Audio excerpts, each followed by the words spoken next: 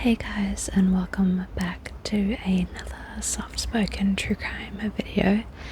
Today we are going to be discussing the Apple River stabbings. So this is a case that has been on my mind since I first heard about it last year, because it's one that you can just go round and round on and still not fully know how to feel about it.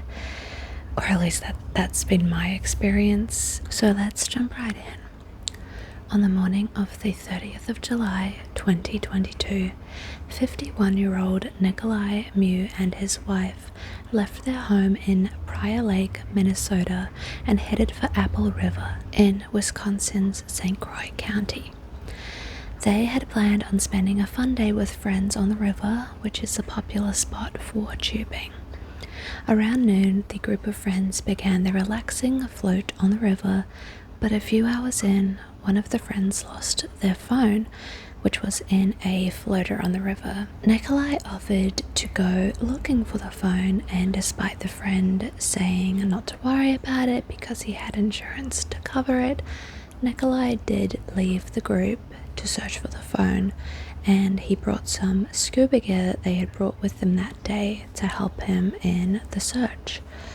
The river was only a couple of feet deep, but he brought the gear with him to help him look for lost items such as jewelry. That's why he brought the gear in the first place. He thought he could find some lost items in the river because it was known to be somewhere that people often drank and floated on the river and things would be lost. So that's why he had it in the first place, and then he separated from the group and took the scuba gear to help him in the search for his friend's phone. I hope that all makes sense. So Nikolai ventured off downstream and he started searching the river near a bridge. His search brought him closer to some younger people who were also enjoying a day of tubing on the river. My understanding is that there were several different groups around the same area, but we will primarily focus on two groups of friends other than Nikolai's group, who were all teenagers or very young adults. Nikolai states that he approached one of the groups because he believed that they had the lost phone. The ensuing events were captured on video that was taken by one of the teenage boys, Juwan Cockfield. Now, due to this video being soft-spoken ASMR, I'm not going to insert the video footage here, but I will link it in the description because I think it really helps to have a better understanding of the whole situation. I will be describing what happens in the video, but I would still highly recommend going and watching the actual footage, just if you want to better understand this case. In my opinion, it's not very graphic. I am quite sensitive to these things, but everything happens so fast in the video, and any that I've seen have actually blurred anything that looks like it could be a little graphic. The video is also very shaky. It's kind of hard to tell what's going on, but you can hear what is happening, and it definitely adds extra context to the case. I mean, how often do we have video footage of true crime cases? It doesn't happen a lot. But that being said, I did find it a hard watch. It's quite distressing, I think, knowing what happens, but also there's so much yelling and shoving, and it's just a very stressful video. So whether or not you choose to view it is completely up to you, but I will link it in the description. So let's break down what the video shows. The video was taken at 3:44 p.m. that day and shows Nikolai with a snorkel and goggle in his hands, hurriedly approaching the group of teenagers. So the group that had Juwan, the teenager who was videoing, it shows him approaching them. Nikolai claims to have done so because he believed that that group of friends had the phone that he was searching for. The boy who was taking the video, Juwan Cockfield, claimed that he began videoing because he believed that Nikolai was acting suspicious and creepy.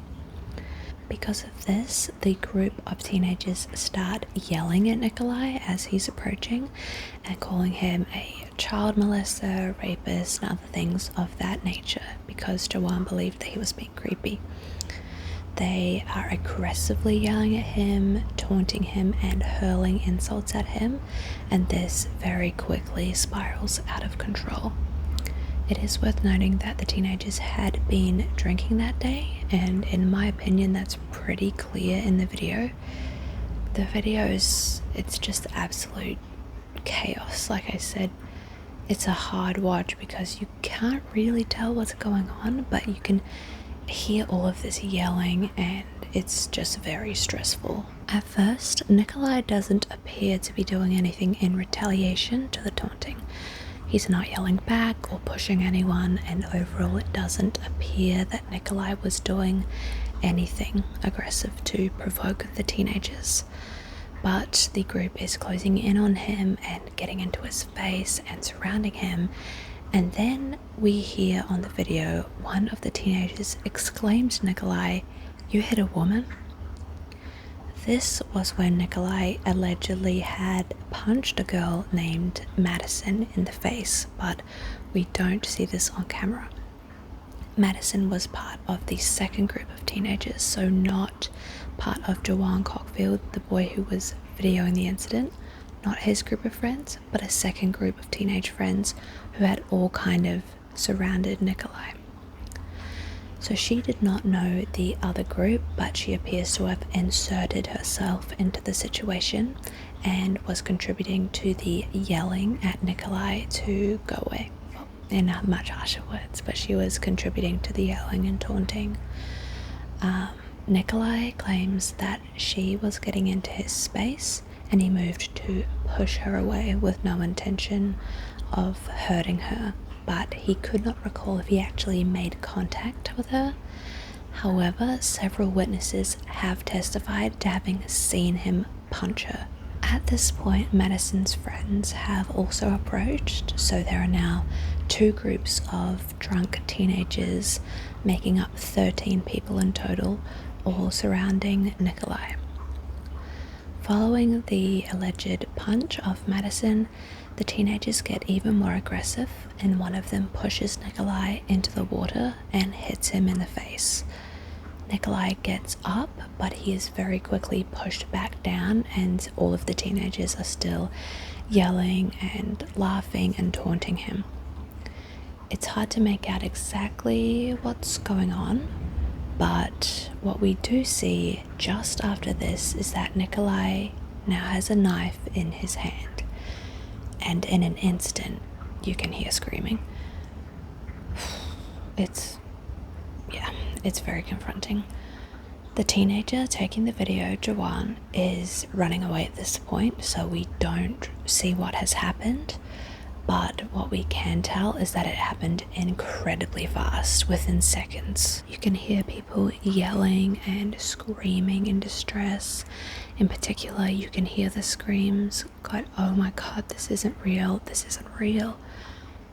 The group of teenagers were screaming and scrambling to get out of the river, some of them literally holding their torsos with blood just pouring out. And at this stage, people start calling 911. The first 911 call came at 3:47 p.m, just 3 minutes after the video began at 3:44. So all of this has happened within the span of 3 minutes or less, because the video starts at 3:44, the first 911 call is made at 3:47. First responders arrived at the scene following calls advising that 5 people had been stabbed at the river. When they arrived, they found 5 victims with wounds of various intensity to their upper bodies, one of whom was 17-year-old Isaac Schumann.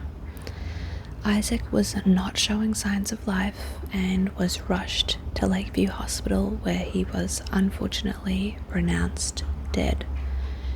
The other 4 victims did fortunately survive their wounds.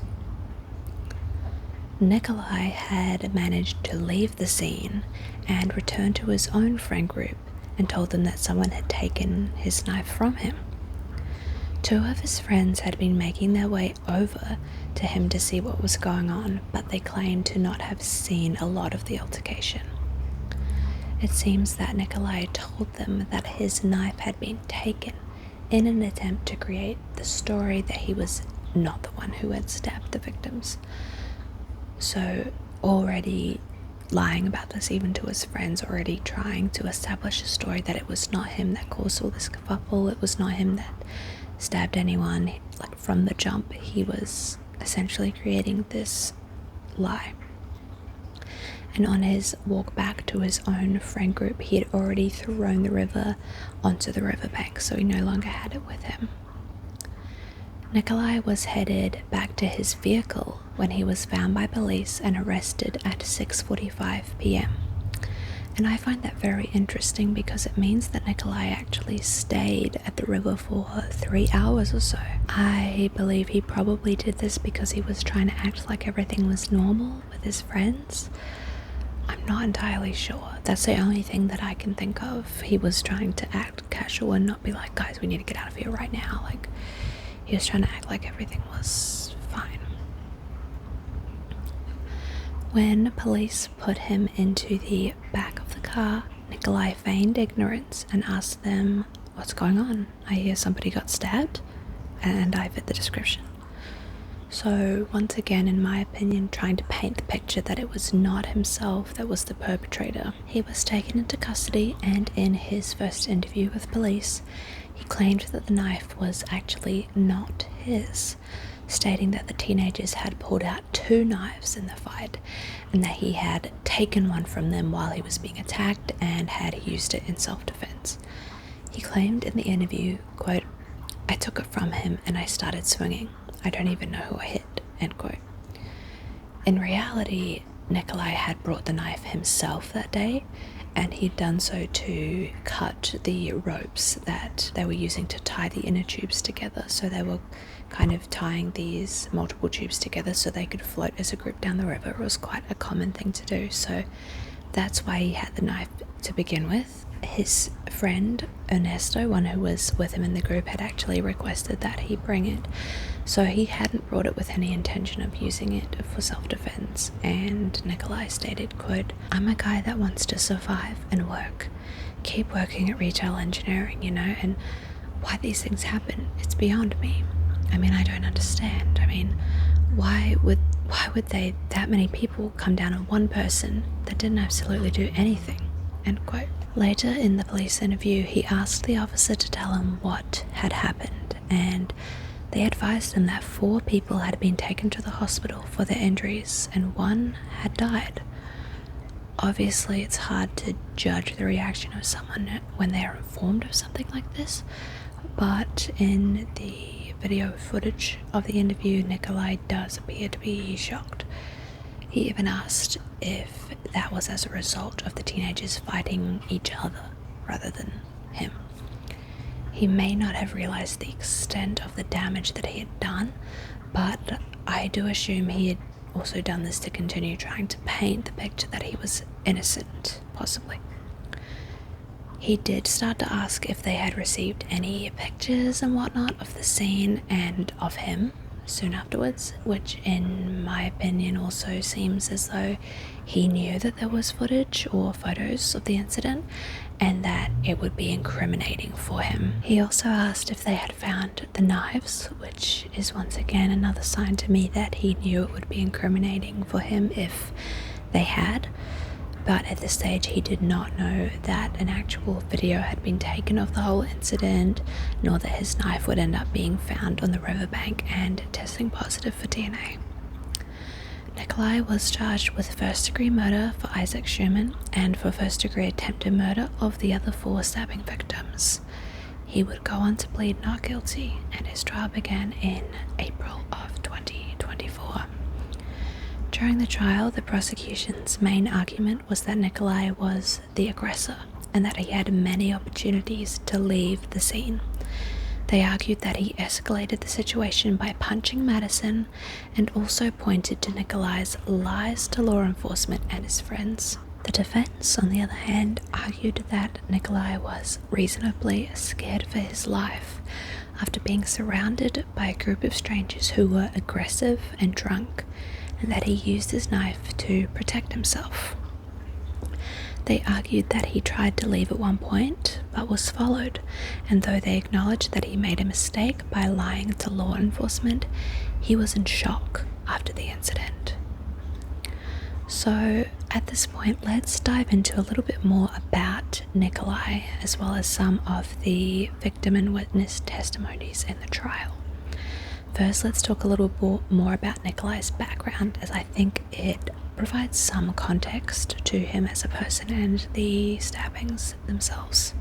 Nikolai was born in 1969 in communist Romania, which was an incredibly turbulent time in the country's history. His twin brother said in an interview with YouTuber Christina Randall, who by the way is how I first heard about the case. I love Christina's videos, and she was covering this case during the trial, and yeah, she managed to get Nikolai's twin brother on her channel for an interview.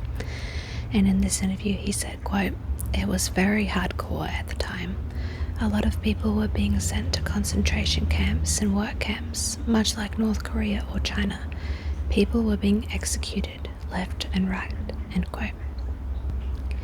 Nikolai's father was an engineer and his mother was an accountant. And Nikolai's brother discussed their time living in Romania, which was particularly difficult because his parents were not part of the Communist Party. He described one time when he and Nikolai were beaten by the KGB for leaving their home, and a time in which his father was beaten by the KGB so badly that he was in a coma. He said, quote, "Back in Romania, we didn't trust our authorities. The stuff we used to watch where they take people out of their houses, beat them, and if that's not bad enough, shoot them in the head," end quote. Because of this, Nikolai's parents taught them to lie to everybody around them, especially the authorities, in hopes that they would one day escape Romania. Nikolai's brother stated, quote, "We stayed alive during the 16 years of my life in Romania, where many others perished. So somehow we did something right," end quote. When Nikolai was around 16 years old, his family was able to immigrate to America as political refugees. The family was sponsored and set up with housing, and the boys were able to attend high school in America. Nikolai did not know English when he came to America, however he was able to pick it up due to his proficiency in languages. He already knew Romanian, Russian, French, and Latin, which I think is incredibly impressive, but I can't imagine how difficult it would have been for them to adjust moving from Romania, which was such a turbulent country at the time, to America and having to go to high school. High school was such a rough time in general. Coming from that past, being thrust into an American high school, it must have been very, very tricky for them. When the family came to America, they realized that they did not need to lie to everybody anymore, and that some people could be trusted. However, Nikolai's brother did state that he believed Nikolai reverted back to those old ways when he was being questioned by police after the stabbing. In my opinion, it's easy to see how the trauma that Nikolai went through during his childhood in Romania could have caused him to lash out the way that he did at the river. If he was in a situation that triggered those old survival instincts or old ways of thinking, it's not hard to see how that escalated so quickly. And same goes with lying to the police. If he felt triggered in those old ways of lying to the authorities as a means of survival and protecting yourself, if they kicked in, I can understand why he would have lied. But let me know what you think. Following high school, Nikolai went to college, and following this, he became a mechanical engineer. He would go on to settle down in Minnesota with his wife, Sandy, who he married in 2011. Sandy, who filed for divorce from Nikolai in March of 2024, testified at his trial the following month. She described him as a peaceful man and stated that she still loved him to that day. Nikolai seems to often be described in this way, and in jail, Nikolai helped many students get their GEDs by tutoring them, and he also taught people how to play chess. Nikolai's brother described him as, quote, a good brother, a good friend, awesome to come over and do stuff with. He always had something on the grill. He helped his neighbours a lot. And quote, Nick was a busybody, very liked to work, friends with everybody, just easy to get along with, end quote. Several of Nikolai's friends also testified in court, including the friends that he was tubing with on the day of the stabbing. His best friend Ernesto testified that Nikolai was a handyman who often had his knife with him to fix things, but that he had asked Nikolai to bring the knife that day in order to cut the ropes for the inner tubes. He described Nikolai as a peaceful man and not someone that he would be worried about having a knife. Ernesto claimed that he did not witness a lot of the confrontation that day, however did testify that he heard yelling and looked downstream to see Nikolai surrounded by a group of 10 to 15 people, and that at one point Nikolai ended up in the water. He claimed to not have seen anything further than this and did not see Nikolai stab anyone. In fact, at this point he believed that Nikolai had already put the knife back in the car. Another friend of Nikolai's who was tripping with him on the river that day of the stabbing, Ariel, testified in court and had witnessed more of the altercation. He stated that the group were initially very far away, but he could see Nikolai was with a group of people, and at Sandy's request, he started walking in the direction of Nikolai to see what was going on. As he got closer, he could see that Nikolai was near a group of young people. He said, quote, what I was able to understand from the distance where I was at is that they were joking or bullying him. Somebody had taken his snorkel and thrown it down the river or something like that, end quote. He went on to say, quote, I was thinking that it was just a game for them, but as I got closer, I see that a lot of people, that many people, started hitting him, end quote. He then saw Nikolai be pushed into the water, and as he was getting closer, he saw that somebody was bleeding. He said that he couldn't make out what was happening because it was all happening very quickly, but he heard screaming and saw blood.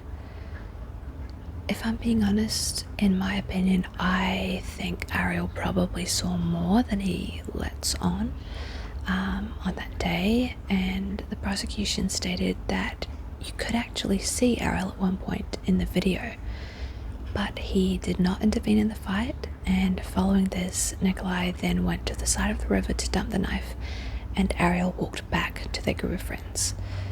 When Nikolai rejoined the group, Ariel claimed that he looked scared and pale. I find it a little bit odd that Ariel didn't immediately run to go and help his friend, and that he believed Nikolai when Nikolai told him that, he didn't have anything to do with the stabbings and that someone had taken his knife. But who am I to say? We can't say what someone did or didn't see. I just find it very weird, and also that they stayed at the river for a long time after that when Ariel said he saw people bleeding. So you would have known that something went down that day, even if you claim to have not seen a lot, but I don't think we'll ever know much more. As I mentioned earlier, Nikolai's wife Sandra also testified in court. She was too far away to see much of the confrontation, but said, quote, I sat up at one point to see where Nick was at, and the one time I did that, it looked like there was people around him, and all of a sudden, I saw him on his hands and knees in the water, and someone was hitting him, end quote. This was when she asked Ariel and Ernesto to go and see what was going on, which is when Ariel started walking over. She claims to have not seen any more of the confrontation and testified that her memory wasn't the best, as she had blocked a lot of that day out. Once again, this did seem a little bit odd to me, and she didn't have any more information, which is kind of, I don't know, I can understand blocking out a really traumatic experience such as that, but I just think the group of friends in general probably did see or possibly know more than they let on. Like, if it had been my husband and I had seen him on his hands and knees, I would have rushed over to help, or at the very least I would have kept a close eye on the situation after I asked my friends to go over. But not only that, when he came back to the group, you'd expect her to be worried about him, to ask what had happened, but she gave very little info about what happened once he got back to the group. And to me, it kind of seems like a way to try and protect Nikolai's defense, or perhaps protect herself, and same with Nikolai's other friends. But let's move away for a moment from Nikolai and talk about some of the witnesses and victims and their testimonies. Let's start with Joanne Cockfield, who was the teenage boy that took the video, and a good friend of Isaac Schumann's, who was the teenage boy that died that day. Joanne was one of Isaac Schumann's best friends and the person who took the video that day. Joanne testified that he had been drinking and smoking weed that day on the river. He stated that he started recording Nikolai because he was looking suspicious and he thought it was weird that he had a snorkel in 2 feet of water. He claimed that when he questioned Nikolai about this, Nikolai had made a weird comment which resulted in Joanne beginning the recording and yelling at Nikolai that he was a rapist, etc. He testified that in his police statement he had admitted that his group of friends had been antagonizing Nikolai. He also testified that he had seen Nikolai punch Madison in the face, saying, quote, "I kind of just see a hand come over towards her face or at her face, and then I just see like the follow through. I didn't really see anything after that," end quote. Following this, he remembered seeing Nikolai get pushed down and punched, and because he had just hit Madison, Joanne claims that in the moment he believed Nikolai was getting what he deserved and that he thought it was funny. You can hear Joanne in the video laughing and yelling. He claimed that at the time he did not see Nikolai get the knife out of his pocket and that he had no idea what was about to happen. When rewatching the video in court, Joanne began crying at the part of the video where he can be heard yelling, quote, "This can't be real, that's not Bike, end quote, which we learned was a nickname of Isaac's. And that was really heartbreaking to see because he's obviously listening to, rewatching the moment that he realized that his friend was gravely injured and dying. Another heartbreaking testimony was that of Isaac Schumann's mother. She said that Isaac loved his family and friends and enjoyed playing golf, boating, fishing, and traveling. He was an honor roll student with plans to study engineering when he finished high school, and he had already started his own business detailing cars and boats, which he was very excited about. On the day that Isaac died, his mother testified that she said goodbye to him before he left to go tubing on the river, telling him to go have fun with his friends and reminding him not to forget his sunscreen, even putting some on his ears when he left. She described finding out what had happened to Isaac when his friend Owen called her. She assumed that Isaac's phone must have just died, but she picked up the phone to hear Owen screaming down the line that Isaac had been stabbed. Owen gave her the pin drop of where they were on the river, and she and her husband made it there in what she said was about 10 minutes. Ambulances were already at the scene, and when they made it to the river, Isaac's mother said she just went running to look for him, and then she saw Isaac's hair. He was lying on the riverbank.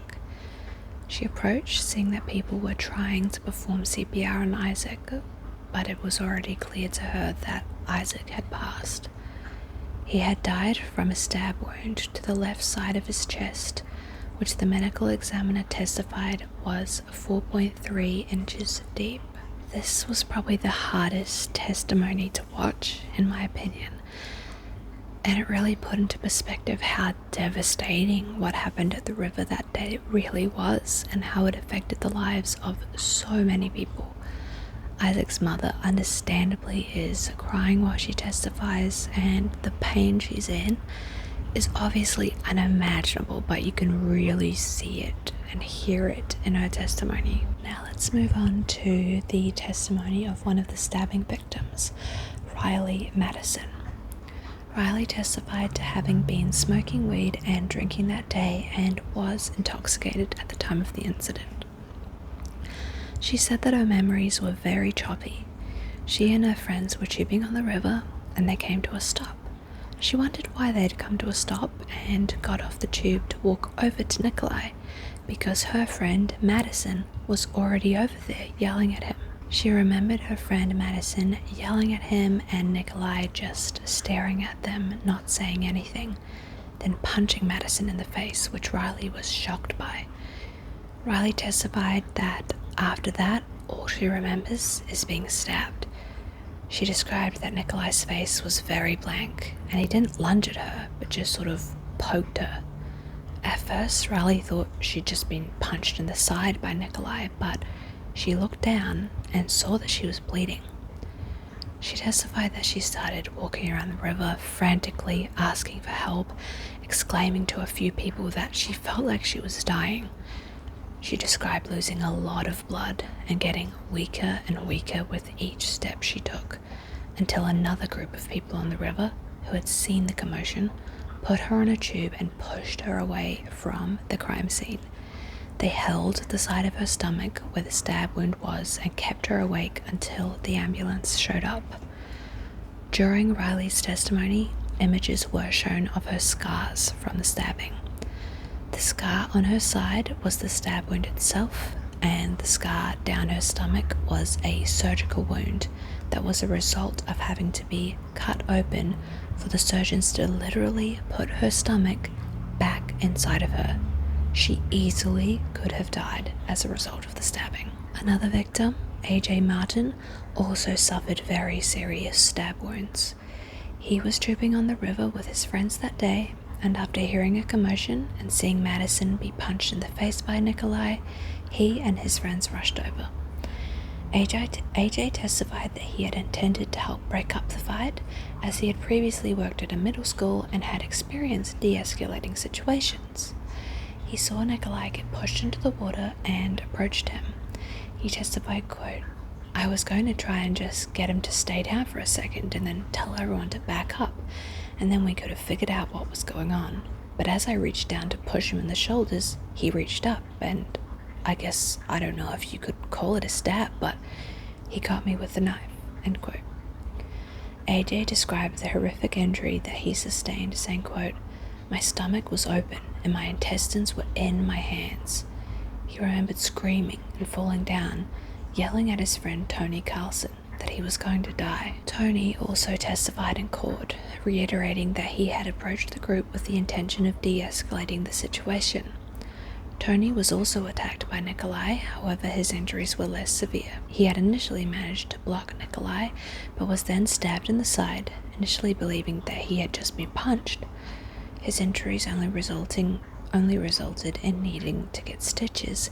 However, he testified to looking over and seeing his friend AJ with his stomach sliced open, his intestines in his hands.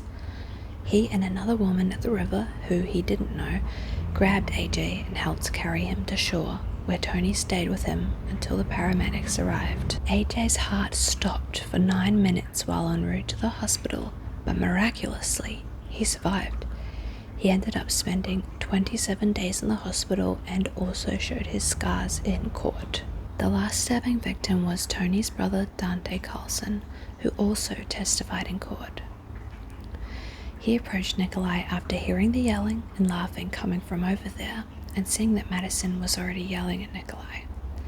He claims that he asked the group what was going on, and they responded that Nikolai was, quote, "looking for little girls." When Dante turned to Nikolai to get his side of the story, he claims that this is when he saw Nikolai punch Madison in the face. Seeing this, Dante punched Nikolai in anger and to defend Madison, and he claims to have hit him 2 or 3 times. His brother Tony was yelling at Dante to stop and back up, trying to push him away from Nikolai. Dante then heard screaming and turned back towards the group to see Nikolai, who was about 6 feet away, and he claims that Nikolai walked up to him and stabbed him right below his ribcage. He also showed his scar on the stand, but thankfully his injury was not as serious as some of the other victims. Several other people did testify, including other witnesses of the crime scene, friends of the victims, and medical professionals. If you want a fuller picture of everything that went on, I'd recommend going and just watching the trial and coming to your own conclusions about it all. I've just included descriptions of the ones that I found to be the most compelling or important.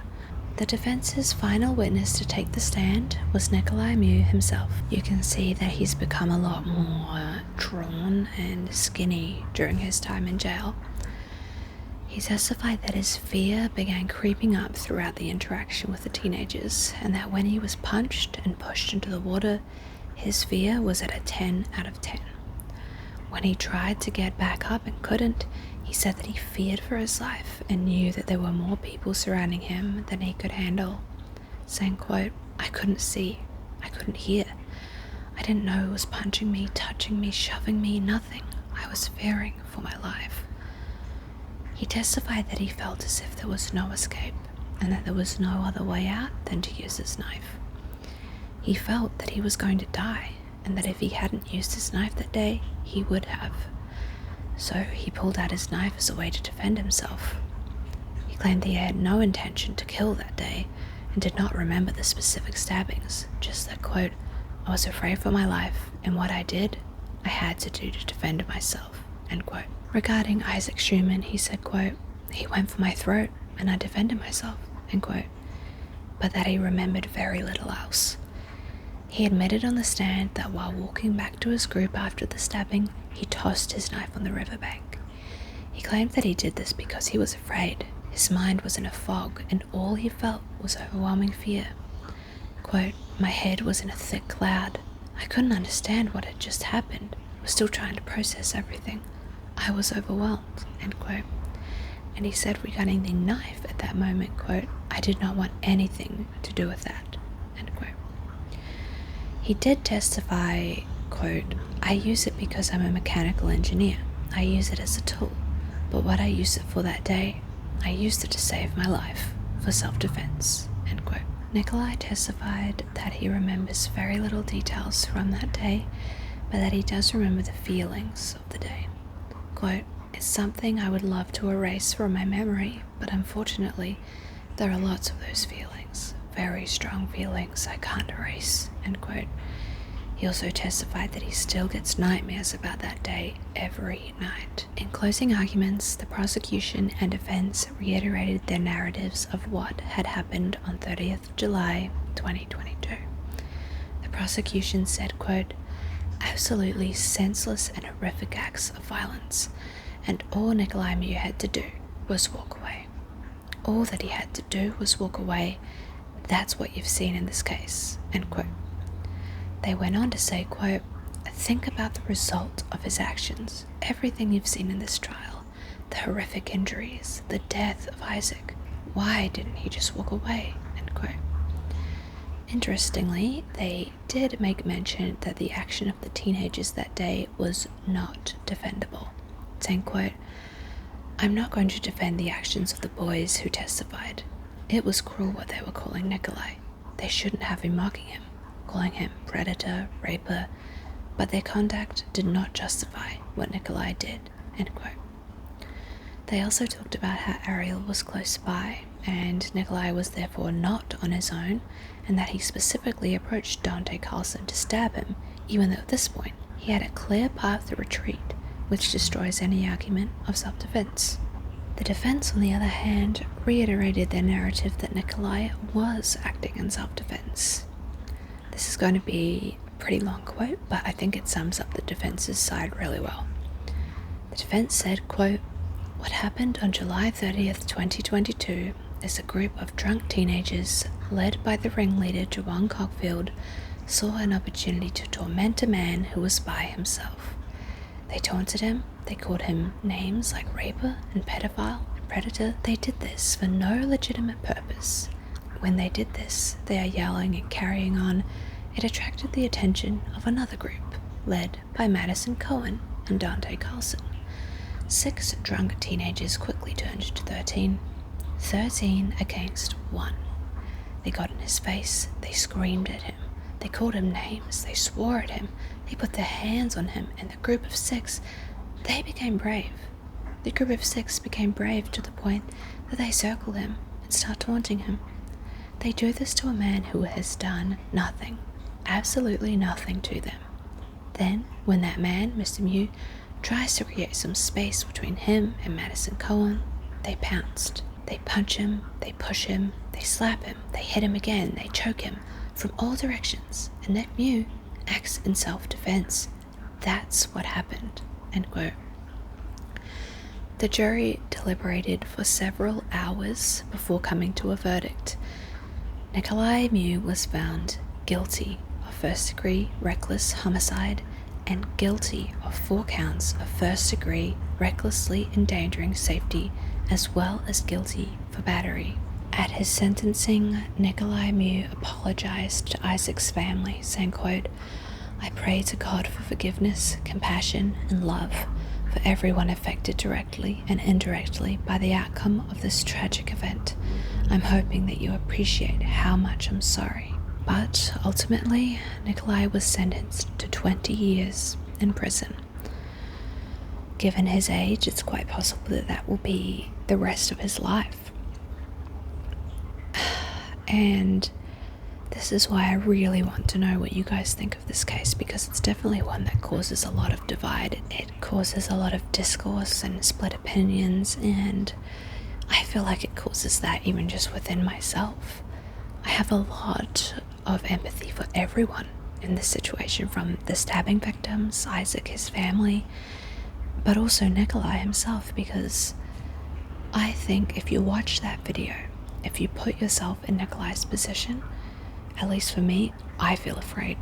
I know that I would feel afraid in that situation. You've got a group of drunken teenage strangers yelling, taunting, pushing, shoving, and I think, especially with teenage boys, drunk teenage boys for that matter, they all kind of follow the ringleader. They jump on the bandwagon. They escalate things so quickly. They are dangerous. Quite frankly, they can be dangerous. And Jawan Cockfield, interestingly, did go on to say that Nikolai actually did nothing to make him believe that he was a pedophile, that he was a rapist. He did nothing. Jawan ended up admitting that to the police. So that speaks volumes to me, because to me it shows that the boys clearly instigated the incident. Now, did Nikolai handle it the best way he could have? Absolutely not. Was what he did right? Absolutely not. He should not have pulled out that knife that day, but evidently he felt that he had to survive. Now, was this because of his past, because he had trauma? Quite possibly.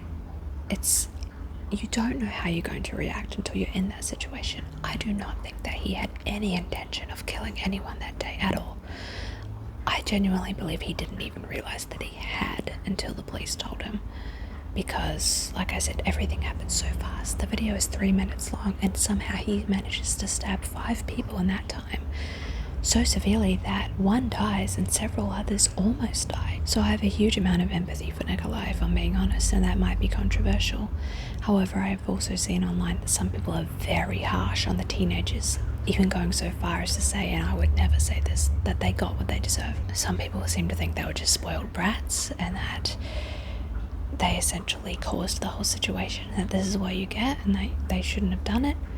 However, I can't in good faith sit here and say they got what they deserve. No one deserves to die for those actions. They did not deserve to be stabbed that day.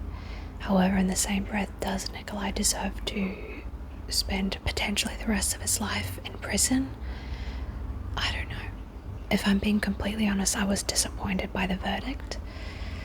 I think this is a perfect case for rehabilitation. Some people, some criminals, you want them to be locked away and throw away the key. You don't want to see them again. You don't want to hear from them again. You want them to spend the rest of their life rotting in prison. But Nikolai is not one of those people for me. And I don't know if that's a flaw in my character or if you guys would feel the same, but I really want to hear what you think. I hope that you enjoyed the video, and if you did, please remember to like and subscribe. It truly means more to me than you know. I'm trying to hit 1,000 subscribers this year, so I'm pushing for that. And please let me know what you think of this case in the comments. I'm eager to hear what you think. But with that being said, that will bring today's video to a close. Thank you for watching, and I will see you next time.